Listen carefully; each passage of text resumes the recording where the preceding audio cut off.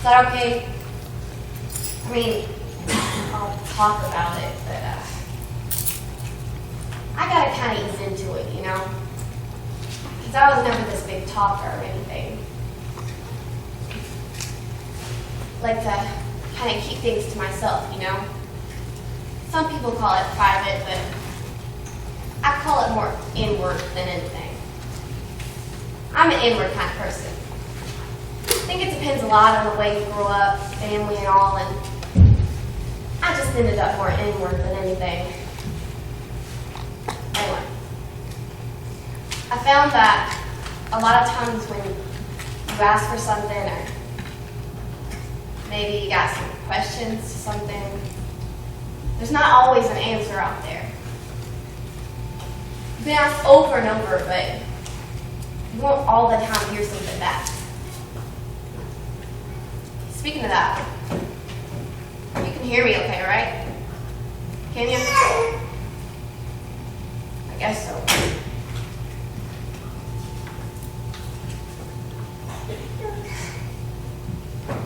You know what's funny? He hit on me. My teacher did. One of those trips. Yeah. This was at the Maritime Center. Scared the crap out of me, you know. I didn't even know what he was doing.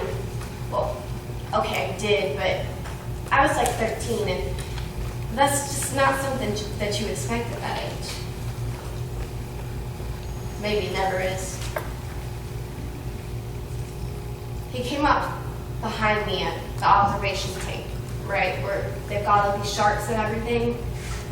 And the other teacher wanted to take all the kids down the passageway. But me, I was always real interested in sharks. So she said it'd be okay if we stayed around and catch up later, you know? So I'm keeping my eye on this one big hammerhead. It keeps darting in and out towards the glass. And then suddenly I feel all his weight upon me. And I don't even know what's going on. I can't move at all.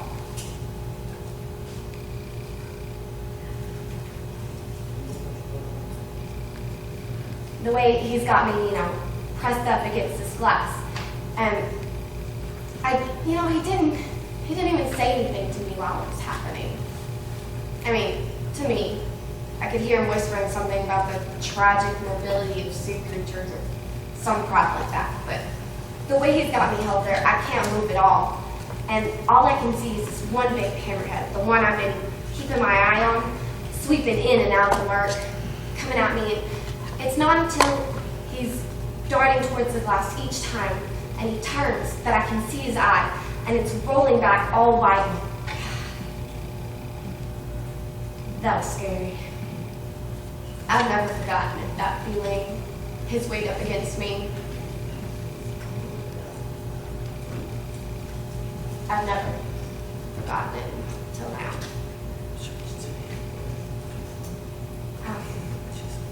He didn't look over me after that.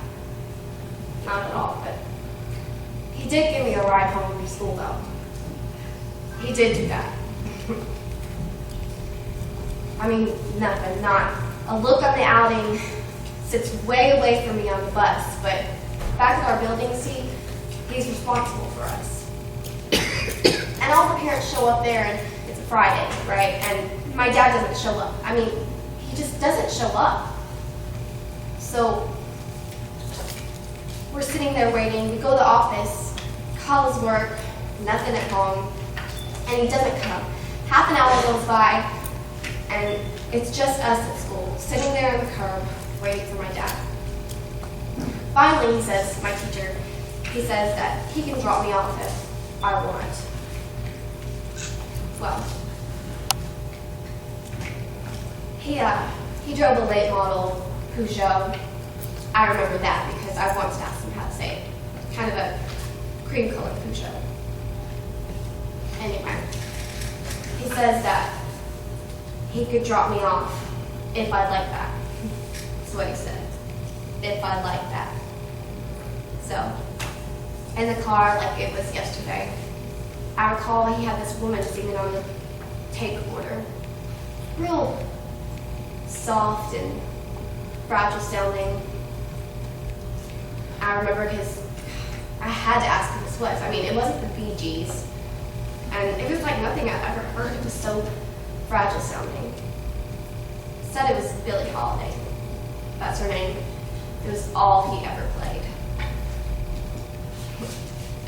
Practically the only thing he said to me in the past 5 hours was Billie Holiday. And then he smiled. It was dark out, but I could see him there smiling. At a light, he said to me, "She's all I ever listened to." And then he kind of reminded me of her, you know? You always seem sort of sad. Smiling, but sad. I like that. The heck does that mean, you know? Because you don't say stuff like that to a 13-year-old. You just don't, because she'll be yours for life. I mean it. If you do, she will be.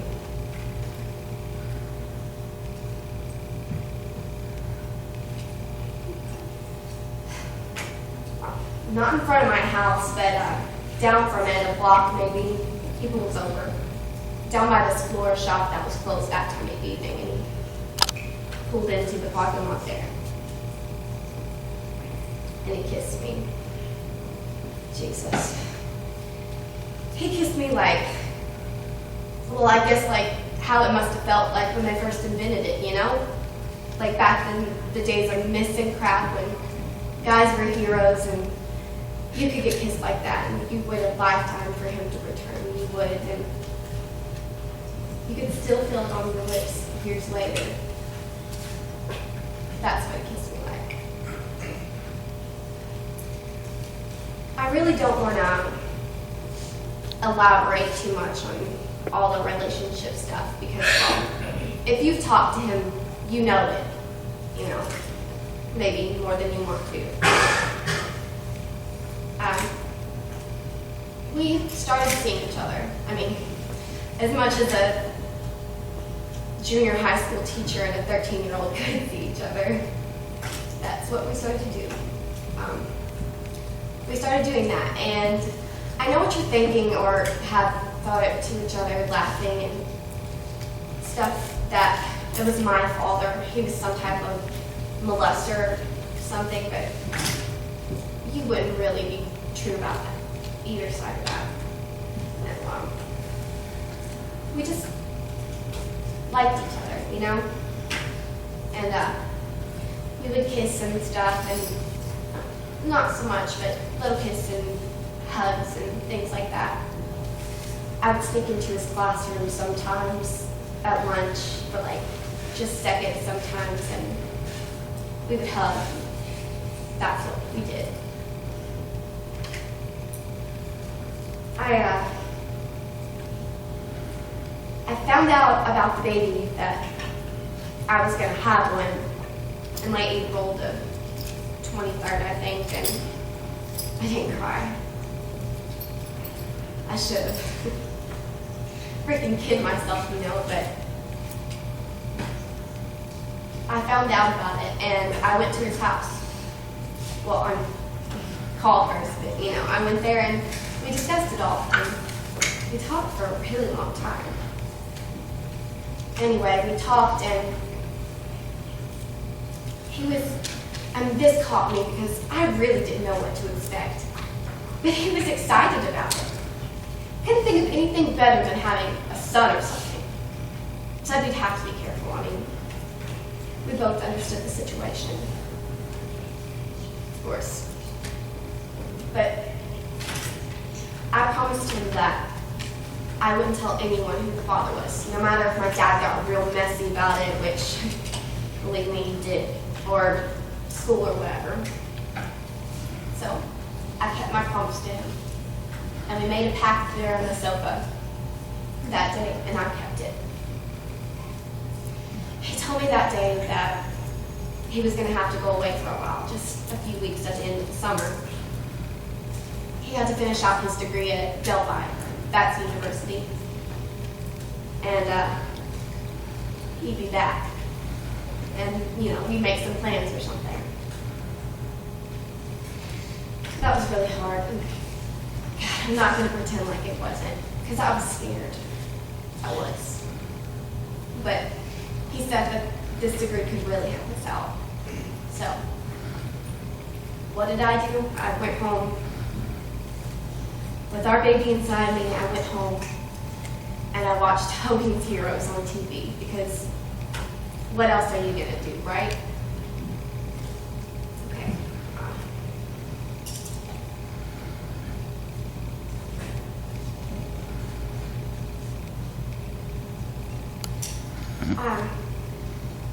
What else?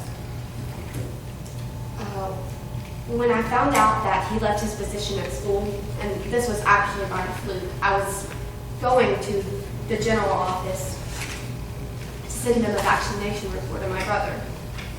Well, the secretary there, she said to me,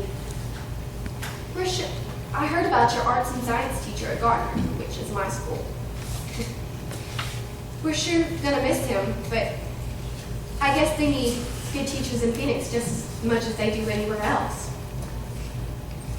I didn't hear much after that. I didn't ask for an address or anything.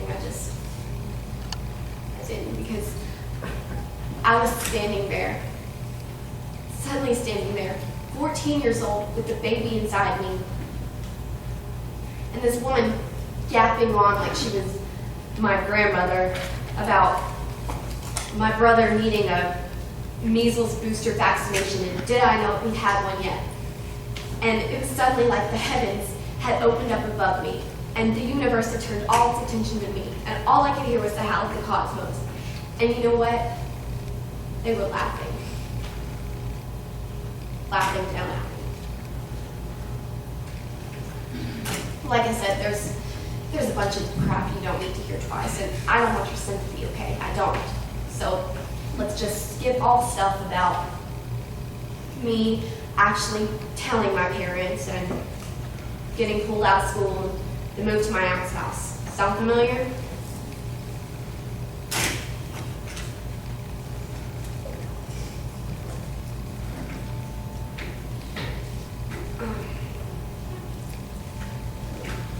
Billy, that's my son, Billy, William, whatever you want to call him, was a beautiful boy.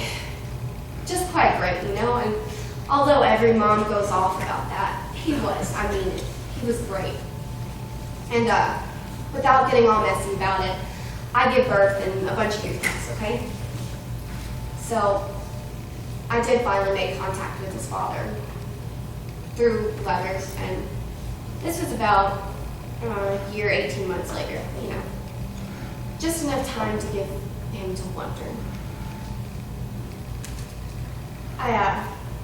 I was only about 16 at the time, so I guess he was still pretty scared of it all. That's what he said on paper anyway. I told him that our pact was still safe, and that if he wouldn't mind so much, I would really like him to have a relationship with his son, you know? I mean, I knew there was nothing left for us. Not after that anyway, but I would still send pictures and things like that. And so that's how it happened. We ended up doing it through the postal box, and he got to know his son that way. So he would send packages every now and then, and he had a son, and the son's mother loved him and kept the secret all while the father was away. And I know you're going to think that I'm just talking crap now, but I close my eyes and I think about it. I can still feel his kiss on my lips, even then. The rest you know. On Billy's 14th birthday, we rented a car, him and me. We were living in Utah at that time with some Mormon family or whatever. And we drove there. His father and I planned this through the mail. We were going to meet at a hotel because he was married at that time. Married and teaching in Phoenix. No kids though. Isn't that funny? No kids because his wife had some part of her uterus, something didn't work right, you know. But they didn't adopt. They just kept trying naturally over and over. And that's the real saddest part, I think, about all this. Anyway, it was going to be a secret, but it was going to be the last time that we could all sit down to eat with each other and talk to each other again. I mean, him and me at least.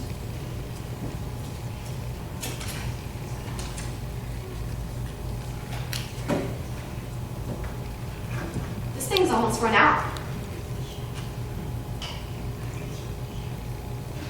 Okay. Well, we met at the room.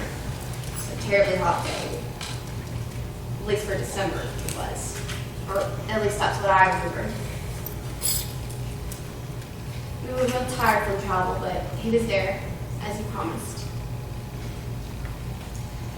This was a real big moment for Billy. I mean, me and him, we even hugged, and, you know, it was in that moment that he leaned in to kiss my cheek.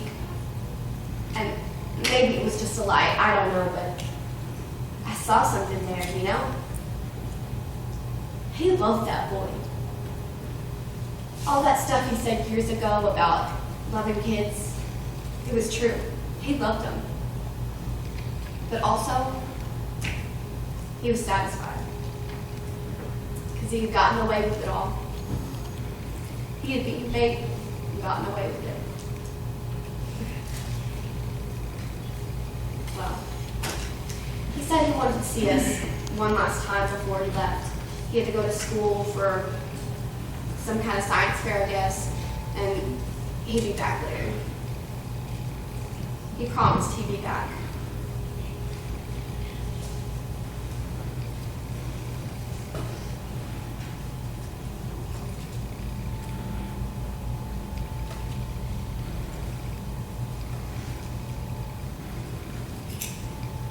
Billy was already in the bathroom. We drove him straight through, and I could hear the water running up the tub. He loved the tub. Ever since he was tiny, he loved it, so that's how I knew how he was in there, the water filling up around him. Lady Day, his nickname for Billie Holiday, is what he called her. He called her that when she was playing on the tape recorder. Stormy weather. I went into the bathroom there, and I could see him through the little liner he had pulled shut. Laying in there, the water filling up around him. He didn't really struggle. Couldn't actually. I mean, a shock of it, I suppose, when the recorder first hit the water. And there wasn't much noise he made, you know. It was more like a snapping sound, like the pop of a flash bulb, and then kind of a softer sound of him, Billy, kicking in the water for a second. I turned the taps off a little bit later. Then I sat there on the linoleum and just watched him. His eyes open and so still.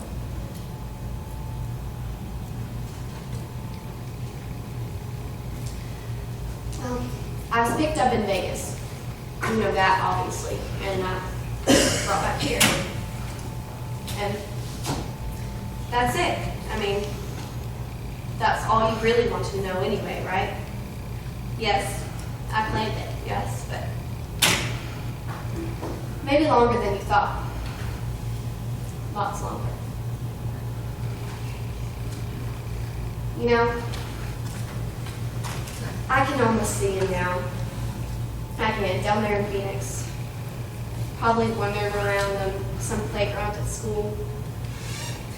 Stumbling around on the monkey bars by himself.